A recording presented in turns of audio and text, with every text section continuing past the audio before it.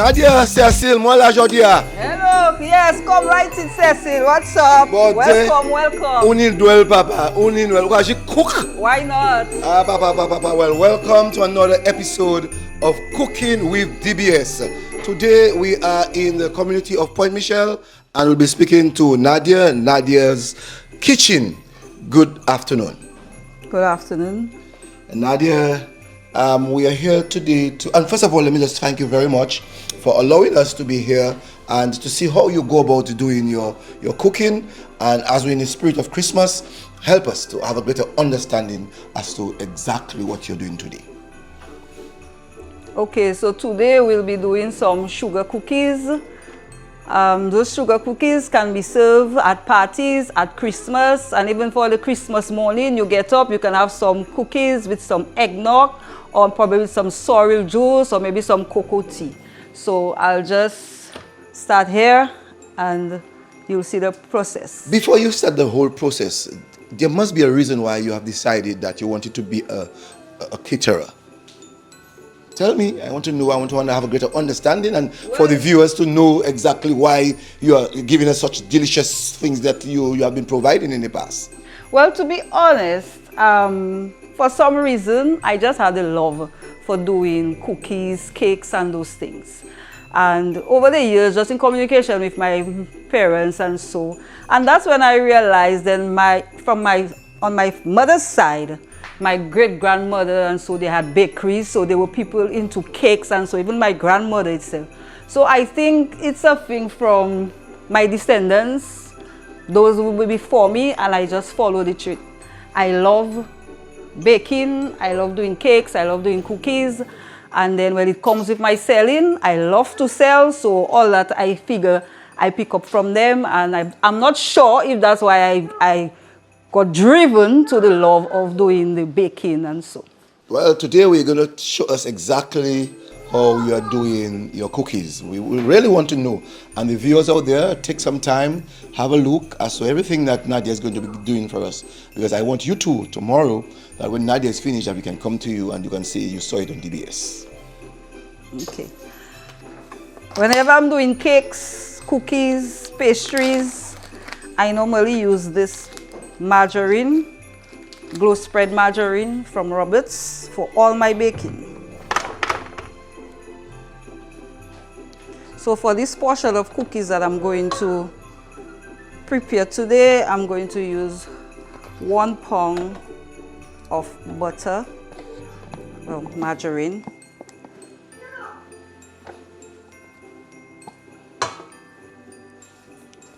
granulated sugar, most commonly known like white sugar. I add this to the butter and give this a good mix.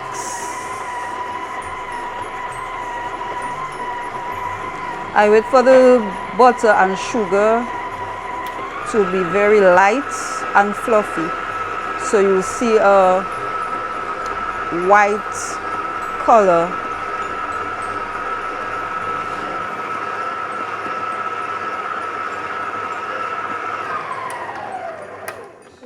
I'm just going to stop this a bit and scrape the sides just to ensure that we get a good mix of butter and sugar.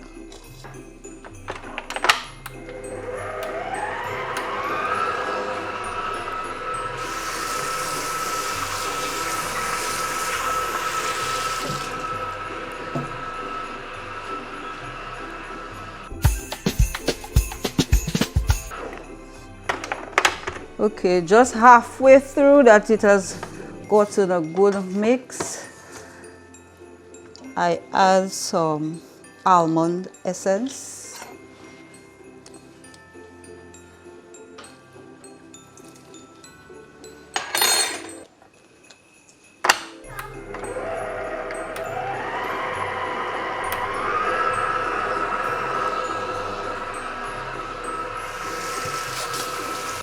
Okay, so just when our butter and sugar has gotten that lovely mix, you see how it's light and fluffy, and the color of the color is basically more on the white side. We add our flour gradually. So this is already sifted flour that I'm going to add to the butter and sugar mixture.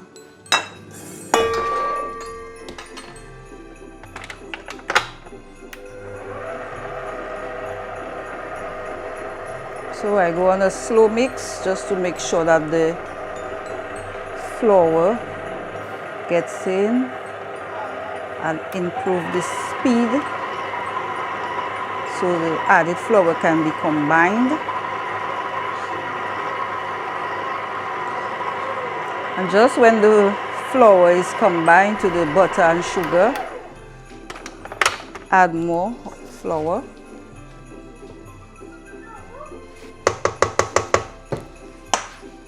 And do the same process.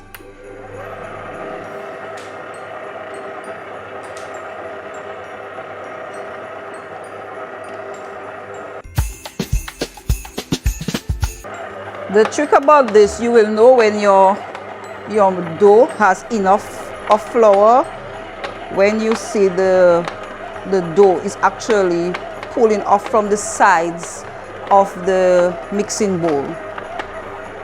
So this tells me that the dough has enough flour, so it's not sticky, because you don't want the dough to be very sticky. You want it to be soft, but at the same time it may not be, it should not stick to your hands, so you can get that smooth roll when you're going to put it into shapes.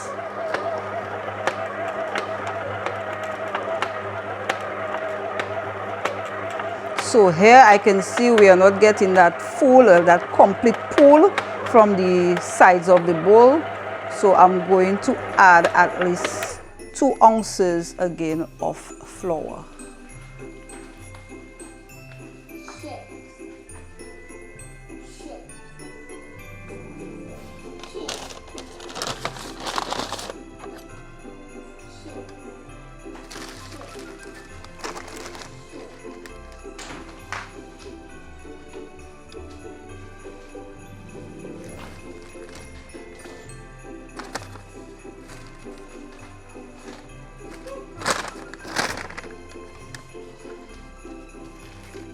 A little more than the 2 ounces.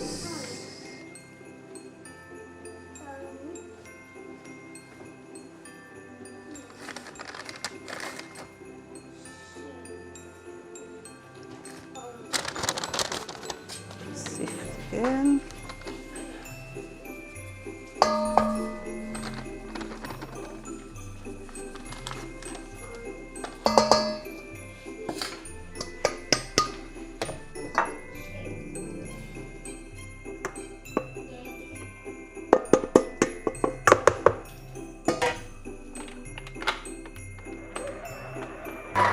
You see that you're almost getting the sides of the mixing bowls cleaned. So that tells you that your mixture has enough of flour. So you just give it a good mix. That's it. And here we are. We have our cookie mixture dough. Now I just use that simple cookie dough recipe and I just make different cookies with it, in the sense that I garnish with cherries, jam, sprinkles, raisins. Some persons feel that it is differently flavored, but to be honest, it is just differently garnished. The different flavor you will get are the ones that will have the jam filling. So from there, I'm going to roll this in little balls onto my greased cookie pans. I grease my pans with Well, this is called velvet crisp, but it's a shortening. Before we know it as lard. So you can also use margarine, but for me, it's like growing up, I always used to see my grandmother, Auntie Priska, these people, when they grease in their pans, it was always lard. So it's like, for me, there's nothing better to use than this.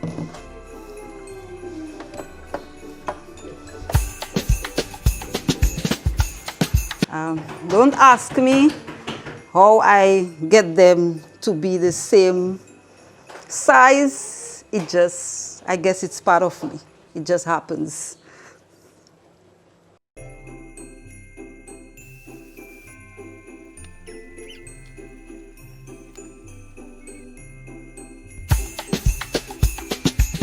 So one of the ways that we can do these cookies is by basically just using a fork and press this down, and you get a shape like this.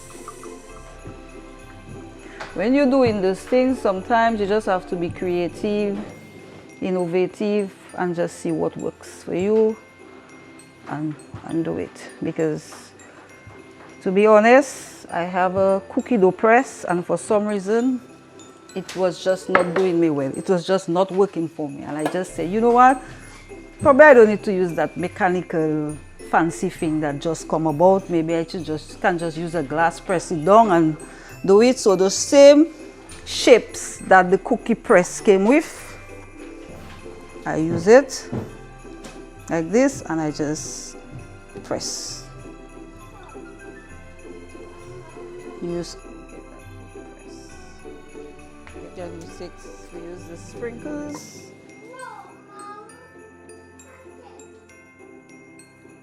And we're going to top some with some cherries. So I normally use the maraschino cherries. Sometimes you can use the sweet ones too, but then you'll have to rinse it out, because remember, cookies are already a sweet treat. You know, for less sugar, I normally use those. So I just cut pieces of cherries.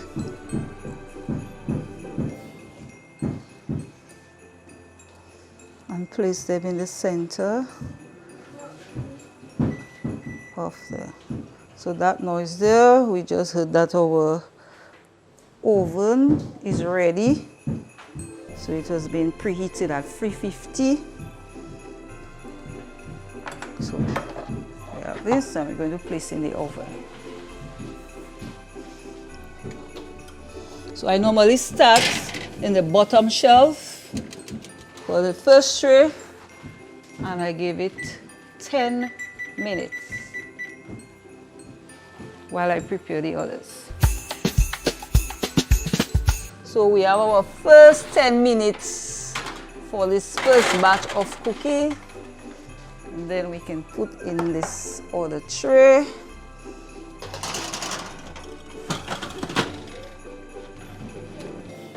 I usually give it again between 8 to 10 minutes. Cookies are thing, it is very tricky. Sometimes you may just look at it and see it is white. By the time you turn your back and come back, it's ready.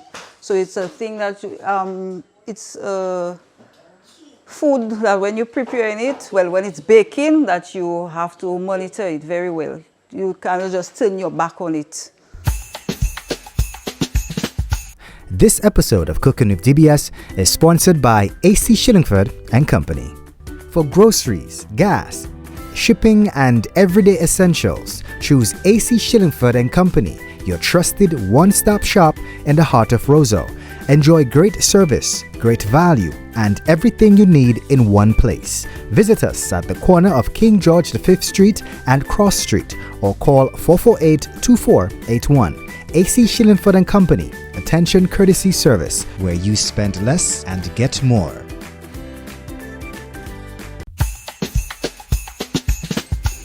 Well, as we saw earlier on, that Nadia was giving us a display of how she goes about preparing her cookies. Nadia, I'm sure that there are some things you want to tell us in addition to what you showed us this afternoon. Yes, because how can I even leave that out to mention my grandmother, Mabul.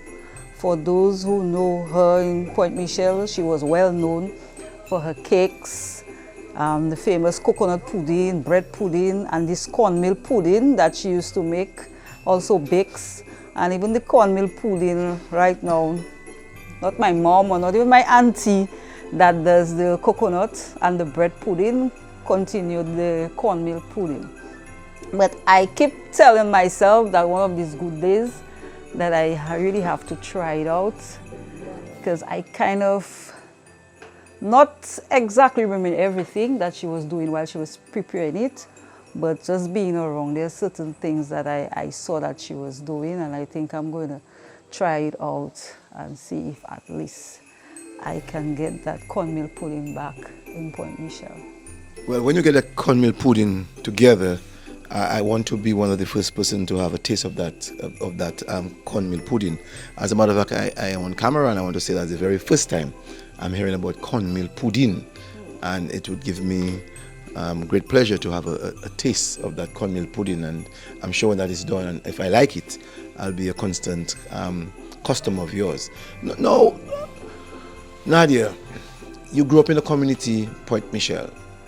Like everything else, every community has its own cultural aspect of Christmas. They do things differently from other communities. So maybe if you talk to someone in Soufrière or maybe someone in Lubia, they will tell you something different as to when they're growing up. So tell us and give us a better understanding of your growing up in Point Michel during Christmas. Well, I remember Christmas, because my dad was into galvanized disco. I remember there was always dances at that time. We used to have Christmas Day dance. We used to have after midnight mass. Midnight mass was a thing in Point Michel everybody used to look forward to. Everybody used to go to midnight mass. After midnight mass is dance at galvanized disco. Shopping day, I remember as children, we used to go, when we get our little money, we used to go and do our purchases. I remember for me it was Rohan, Russell, and I. At the time, we used to live in Sibuli. And we used to go to Roseau, buy all what we need. I remember that biscuit. It is still around, but the Danish biscuit from England in the blue tin. I remember that was one of those items that for sure that we would purchase. Our chocolates and Ribena.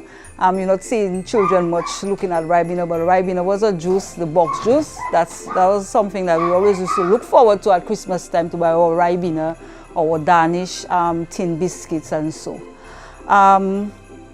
Even not just on the shopping day itself, but leading to Christmas, by now I would remember that my brothers would be going up, because we were in Sibuli, they would be going up to Pore, which is this area where I'm in their Union Estate, a little higher up.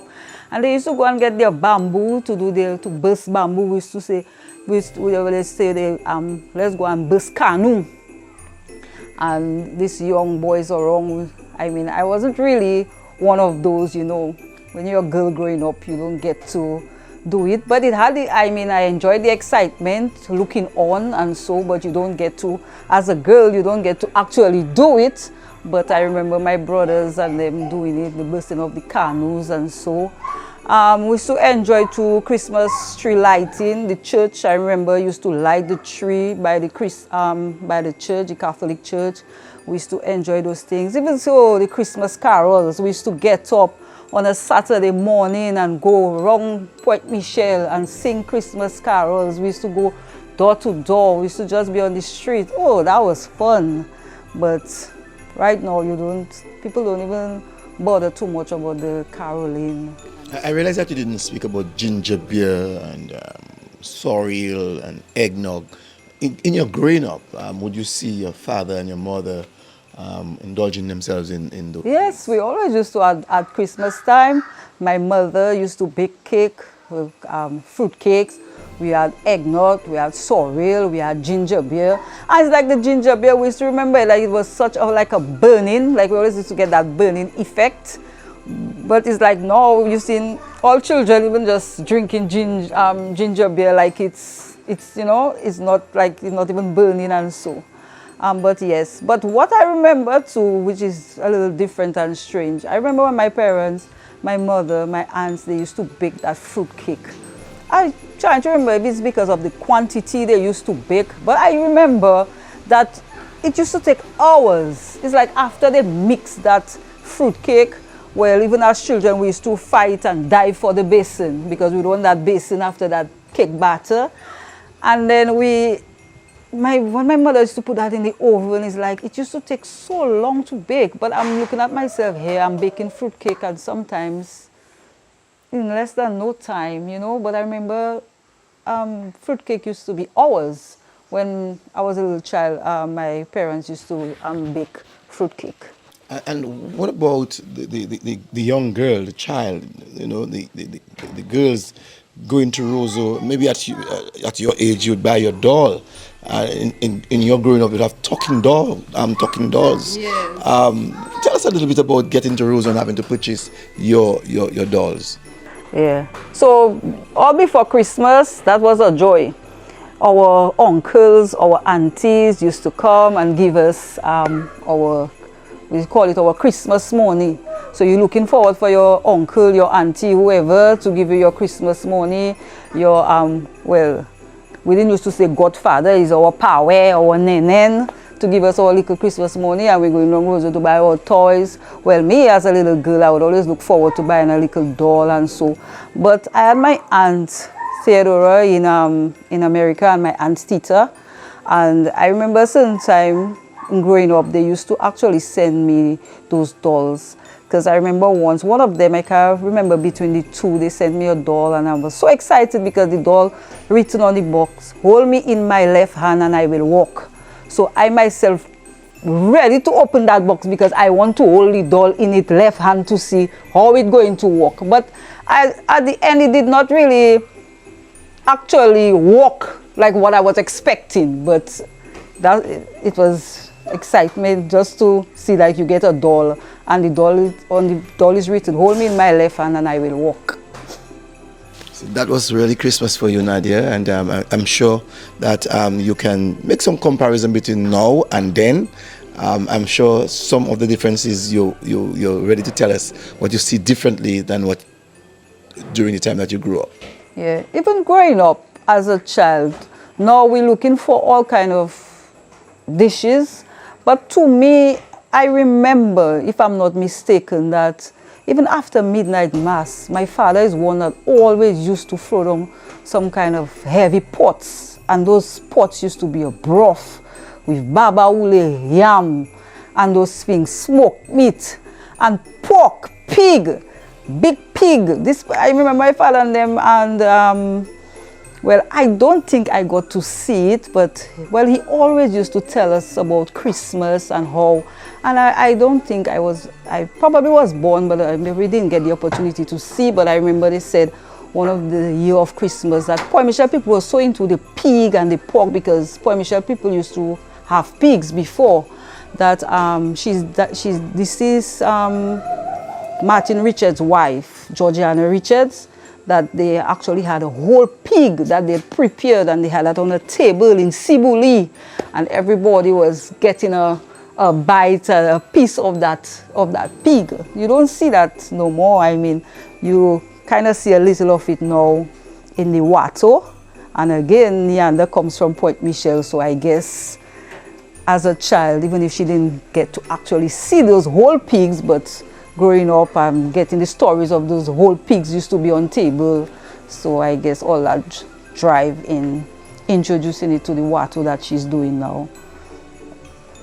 And then always had fun times. We used to go to Christmas parties. Now children don't even do Christmas parties. We used to meet as children and plan our own Christmas parties. We used to do it galvanized disco. When we started getting older, we used to do it in the community center, but now you don't even get, and even in the schools, well, now maybe the children still have their little school parties and so, but that was a thing we used to look forward to. Every Christmas in school, we would get our Christmas party. Every Christmas at the schools, we have Christmas parties. Well, that's the experience that Nadia was actually giving to us, viewers of DBS, and on our Facebook in terms of her Christmas life. You know, it's really something that just listening to her, I would want to listen and listen and listen for much more stories as a girl growing up, during the Christmas period, talking about toys, the things that she ate, excited about her doll. And so, Nadia, I'm really so very happy that you were able to give us or share with us your experience that you went through during the period of your teenage age and even younger during the Christmas season. Thank you once again. Welcome. Okay, so we have this batch that is ready. Take a little high color, but it's okay. It can work. And those, now we move to the top shelf. And seeing that it has taken a longer time than the 10 minutes below, I will not give it 10 minutes again on the top shelf. I'll give it like about 2 minutes less, maybe just 8 minutes. Because the pan is heated, this can also get the cookies to even get darker. So because these are already this color, they are already dark, so we're going to remove them from the pan and then place them on the cooling rack.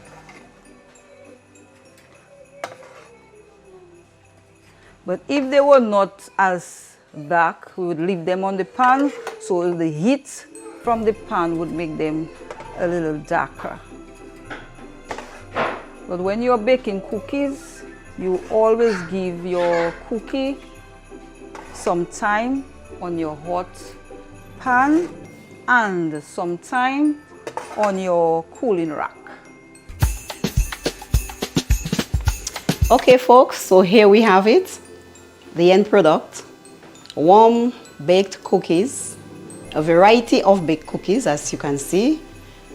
Jelly-filled cookies, cookies with sprinklers, and just ordinary cookies baked in the home of Nadia Williams in Union Estate, Point Michelle. To our viewers just joining us, I would like to reiterate, we are in the home of Nadia Williams in Point Michelle, Union Estate, where we were welcomed by Miss Williams herself to witness the preparation and execution of how she bakes her Christmas cookies. Nadia hails from Point Michelle, and I must inform that Nadia comes from a generation of cooks where this talent and passion for cooking has been handed down from generation to generation, to the point where Nadia has a daughter, Nia, who also inherited this art, this talent and passion for cooking. The residents of Point Michelle, including myself, and many all over Dominica, have been blessed with many dishes and pastries mastered over the years by Nadia. So Nadia, as we come to a close of this production, do you have any last words that you would like to say to our viewers?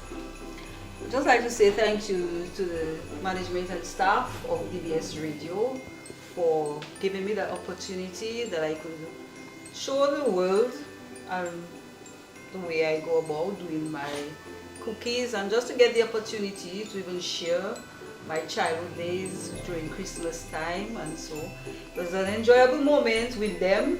Even off camera, we did have a lot of fun. So once again, I'd just like to say thank you to the management and staff of DBS Radio.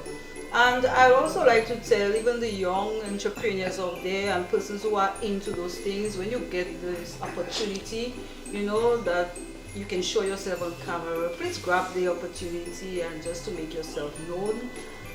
That will help, especially if you're business minded with it, that it could also help your business. Thank you. Okay, so folks, you heard it from Chef Nads herself in Chef Nads' kitchen.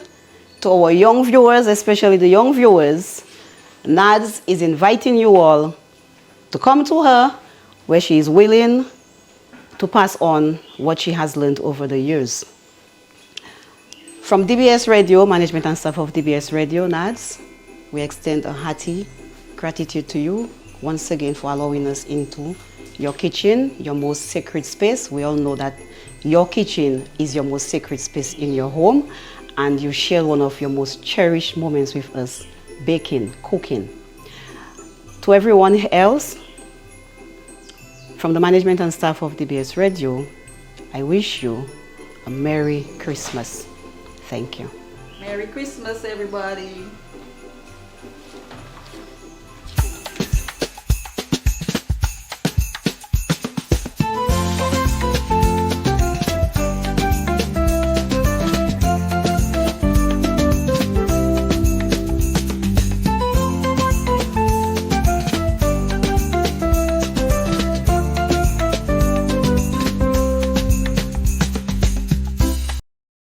This episode of Cooking with DBS is sponsored by AC Shillingford and Company. For groceries, gas, shipping, and everyday essentials, choose AC Shillingford and Company, your trusted one-stop shop in the heart of Roseau.